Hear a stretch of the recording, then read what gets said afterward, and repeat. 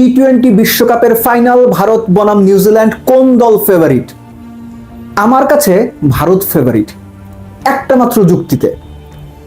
2024 অগাস্টের পর টি-20 বিশ্বকাপ ফাইনালের আগের দিন পর্যন্ত ভারত 2.5 বছরে কোন টি-20 টুর্নামেন্ট কিংবা টি-20 সিরিজ হারেনি। একটা দল 2.5 বছর ধরে কোনো টি-20 সিরিজ হারে না, টুর্নামেন্ট হারে না। ওই দলের ঘরের মাঠে ফাইনাল, আপনি ওই দলকে ফেভারিট বলবেন না, কাদের বলবেন? কিন্তু মাঠ যখন আহমেদাবাদ, প্রতিপক্ষ যখন নিউজিল্যান্ড, তখন দুইবার ভাবতে হবে। এই আহমেদাবাদ ভারতের জন্য খুব পয়া মাঠ কিংবা লাকি স্টেডিয়াম এটা বলা যাবে না। বলা যাবে না বলেই হয়তো একটু সংকোচের জায়গা থেকে, একটু ব্যাট ফিলের জায়গা থেকে শেষ পর্যন্ত ভারত হোটেল বদল করেছে, কেননা ওই হোটেলে থেকে তারা গ্রুপ পর্বে ম্যাচ হেরেছিল, হোটেল বদলে ফেলেছে। So there R some things, যে ব্যাপারটা আমরা যত সহজভাবে দেখছি, যত সহজকে ভারতকে আমরা ফেভারিট মেনে নিচ্ছি, রিয়েলিটিটা ওরকম না। যে উইকেটে খেলা হবে, যে মাঠে খেলা হবে, সেই মাঠে সবশেষ 2024 থেকে যদি হিসেব করি, 5 বার পরে ব্যাট করা দল জিতেছে, 3 বার আগে ব্যাট করা দল জিতেছে। গত আইপিএল এর ফাইনালটা যে উইকেটে হয়েছিল, ওই উইকেটে হলো আপনি ধরে নিতে পারেন মিনিমাম 180-90 রানের উইকেট। আর ইংল্যান্ড ভারত ম্যাচের মতো যদি ওই রকম ডিস্ট্রাকটিভ কিছু হয়, সেটাও হইতে পারে, অসুবিধা নেই। দুই দলের শক্তিমত্তার জায়গা, দুর্বলতার জায়গাগুলো একটু একটু করে আমরা টাচ করে যেতে পারি। নাম্বার 1, ভারতের যে ব্যাটিং লাইন আপ, সেখানে বাঁহাতিদের একটা আধিক্য রয়েছে। এই যে ম্যাককনি নামের যে ভদ্রলোক সাউথ আফ্রিকার এগেনস্টে 1 ওভারে 2 উইকেট তুলে, কুইন্টন ডিকক এবং রায়ান রিকেলটন সাউথ আফ্রিকার ইনিংসকে মোটামুটি শেপলেস করে দিলেন। শুরু থেকেই যে চাপ দিয়ে দিলেন, যে চাপটা সাউথ আফ্রিকার কাটাতে পারলো না, ওরকম কিছু হবে? এই ম্যাককনিকে অভিষেকের এগেনস্টে শুরুতেই নিউজিল্যান্ড চালিয়ে দেবে? আবার আরেক দিকে চিন্তা করেন, নিউজিল্যান্ডের সবশেষ ম্যাচ অর্থাৎ সেমিফাইনালে বেস্ট 2 বোলারকে, প্রাচীন রবীন্দ্র, মিচেল স্যান্টনার, দুজনই লেফটি। ভারতের এই ব্যাটিং লাইন আপে এতগুলো লেফটি, এই 2 লেফট আর্মার অর্থোডক্স কিভাবে অপারেট করবেন, এই প্রশ্নটা রয়েছে। জিমি নিশাম বা জেমস নিশাম সবশেষ ম্যাচে বোধহয় কত 3 ওভারে 42 বা 43 দিয়েছেন, তিনি খেলবেন নাকি তার জায়গায় জ্যাকব ডাফরিকে খেলানো হবে? আমি কথাটা এই জন্য বলছি, আহমেদাবাদের যে উইকেটে খেলা হবে, সেখানে স্পিনারদের চাইতে তুলনামূলক, একটা কথা আপনারা প্রায় কমেন্ট্রি বক্সে স্পেশালিস্টদের বা কমেন্টেটরদের কাছ থেকে শুনবেন, হিট দ্য ডেক হার্ড, অর্থাৎ উইকেটটাকে খুব শক্তভাবে কিংবা শক্তিশালীভাবে বলটা ওই উইকেটে পিচ করাতে পারেন, একটা এক্সট্রা বাউন্স আদায় করতে পারেন। এই টাইপের বোলাররা বেটার সুবিধা পায়। সো নিউজিল্যান্ডের এই ব্যাপারগুলো চিন্তা করতে হবে। তবে ফিনালেন যেভাবে 33 বলে 100 করে ফেলেন, কিংবা ধরেন এই পার্টিকুলার ম্যাচে পুরো টুর্নামেন্টে সেভাবে নিজের নামের প্রতি সুবিচার করতে না পারে ড্যারেল মিচেল এমন একটা ইনিংস খেলে দিলেন, কিংবা গ্লেন ফিলিপস, তিনিও পুরো টুর্নামেন্টে নামের সুবিচার করতে পারেননি, যদি জ্বলে ওঠেন তখন কি হবে? আর আইসিসি ইভেন্টে ভারতের বিপক্ষে নিউজিল্যান্ডের রেকর্ড ভালো, তুলনামূলক ভালো, অন্য অনেকের চাইতে ভালো।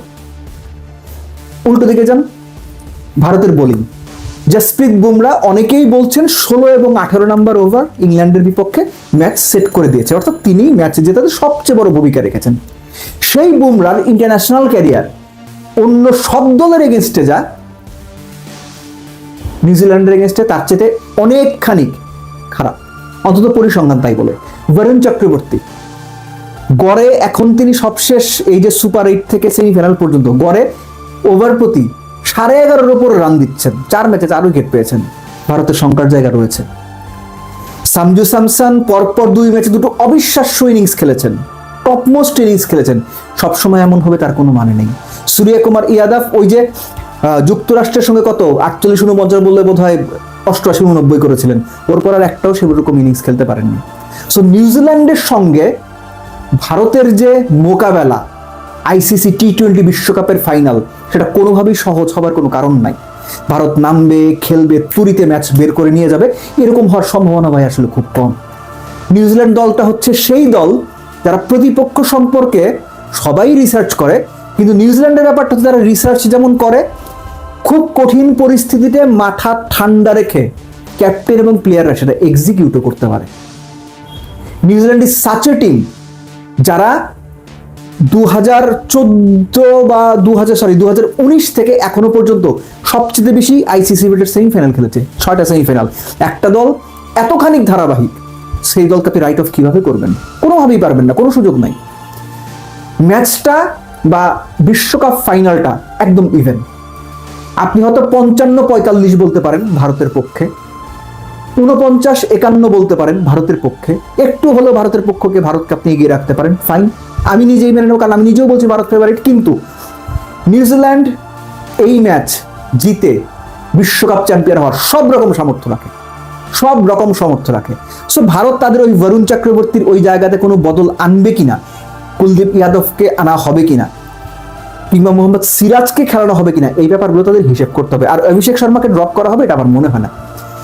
তিনি যে ব্যাকিংটা পেয়ে আসছেন ক্যাপ্টেন এবং কোচের, আমার মনে হয় না তাকে ড্রপ করা হবে। সো সব মিলে যদি আপনি হিসাব করেন, এই ভারত সুপার হিট খেলা দলগুলোর মধ্যে তাদের ফিল্ডিং বা ক্যাচ ড্রপ সবচেয়ে বেশি ছিল, সবচেয়ে বেশি। গড়ে তারা সেমিফাইনাল পর্যন্ত 72% ক্যাচ মাত্র ধরতে পেরেছিল, অথচ সেমিফাইনালে কি দুর্দান্ত ক্যাচগুলো তারা ধরলো। সো পার্টিকুলার একটা ম্যাচে পার্টিকুলার এই ধরনের বড় দল তাদের বেস্টটা বের করে আনতে পারে, হুইচ ইজ ট্রু, এটা মানতেই হবে। Same goes to New Zealand.